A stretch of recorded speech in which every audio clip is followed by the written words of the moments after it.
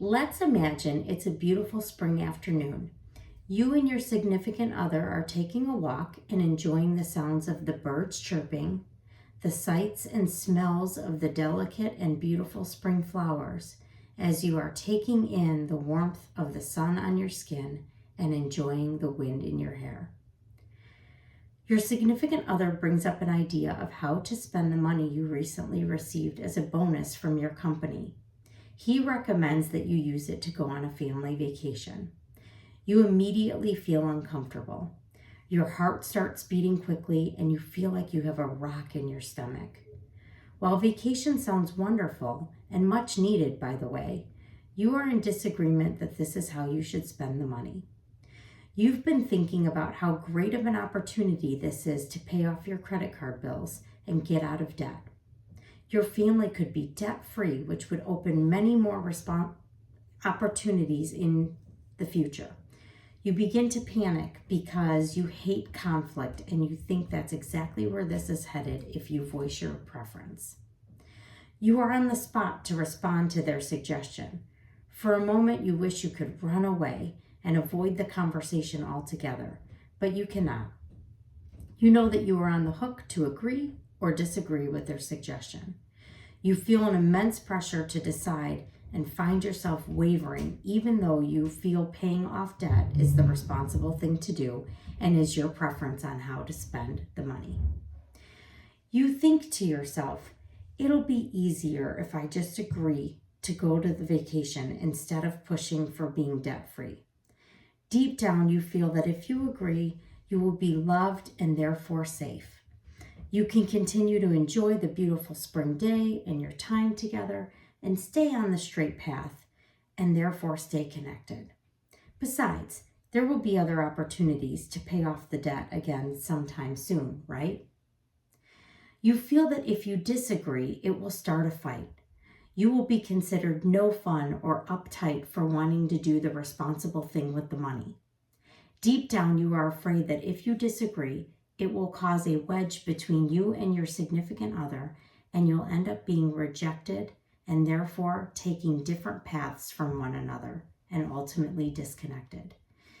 In your mind, this may ultimately cause your marriage to fail, and that would be the ultimate form of rejection.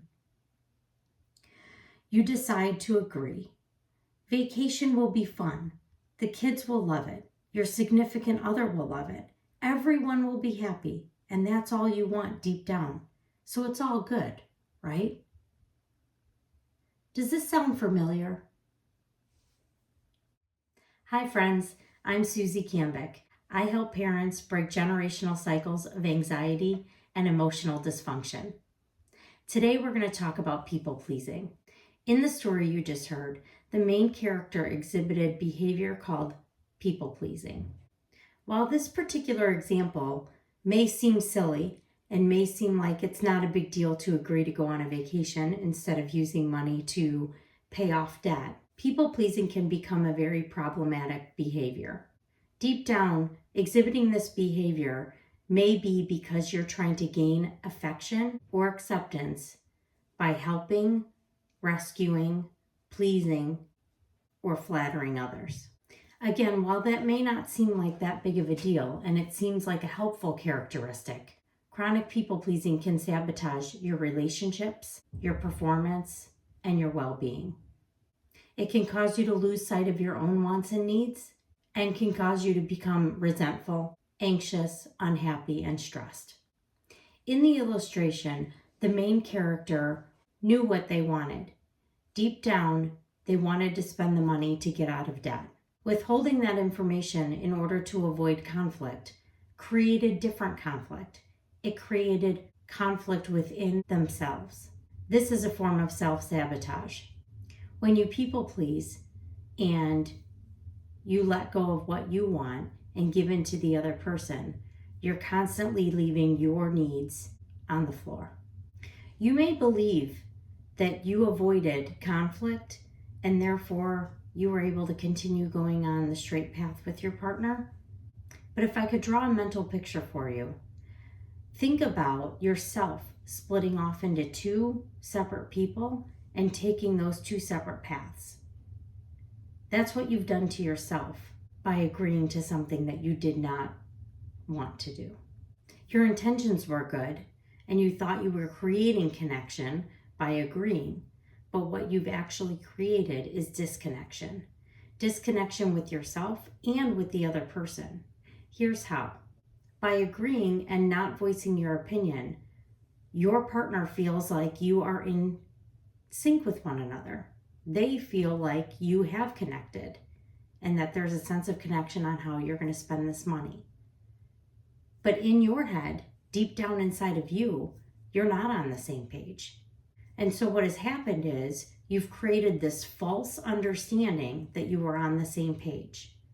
And that cannot lead to true intimacy and closeness in relationships. If you can't come to the table 100% honest and open with your ideas and thoughts, you're not allowing the opportunity to have true connection. This goes for any relationship. This could be a coworker, friend, significant other, child. The same rules apply. Deep connection comes from each person coming to the table as they are and being open and vulnerable enough to talk about differences of opinions and the way they feel. By not being completely honest with what you really want and what's important to you, you're also not allowing the other person to really get to know you. So in a sense, you're kind of hiding who you really are.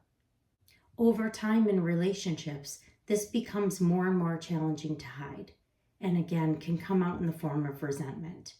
And then you can leave the other person completely confused as to why you're so upset or where is this sense of responsibility all of a sudden coming from? When deep down it's been within you the whole time, but you've held it back to keep the peace. I know that conflict can be difficult. That pit in your stomach, that quick heartbeat that I described when I was telling that story is such a strong feeling. It's such a strong desire to keep the peace. You may have had a situation in the past where if you voiced your opinion, things went very, very wrong. Perhaps you had a parent growing up that when you voiced your opinion about something, even something small, that should have been met with a discussion or a soft approach, came back at you with a very harsh reaction. And so that caused you to stop wanting to share your feelings or your opinions because you got the message that that opinion or thought was wrong based upon your parents' reaction.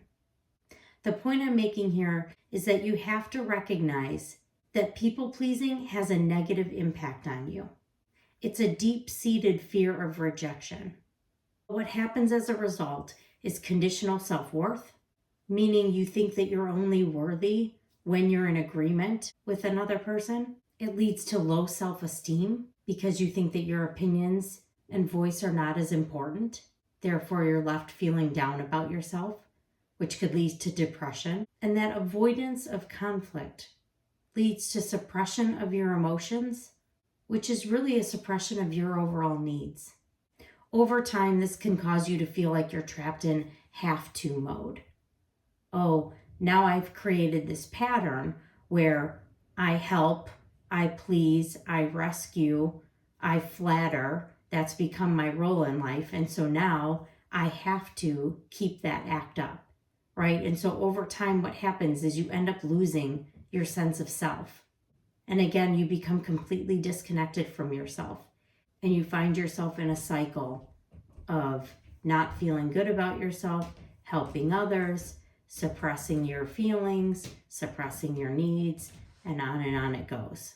The good news is you can change this behavior and create new habits and patterns that are much more healthy for you, that will bring you a newfound sense of self, one where you can show up exactly as you are, express your wants and needs, and receive love and affection just as you deserve. If you're not in the habit of expressing your needs and expressing your opinions, it'll take practice, but you can do it. You can learn how to Embrace conflict. Not see it as a big, major issue, and simply the fact that you're going to express your opinion and feel confident in that. Self-love and creating healthy boundaries are two emotional intelligence skills that are critical for overcoming people pleasing. These are two topics that I write about extensively in my ebook, Overcome Overwhelm, A Parent's Guide to Emotional Resilience. If you're interested in learning more and gaining the tactics to begin working on people pleasing, download the book today. I'll put a link to it in the description. Thank you so much for watching, and I can't wait to watch you step boldly into the person that you were meant to be. Don't forget to subscribe and like this video and share it with anybody who may need help with this as well. Take care, friend.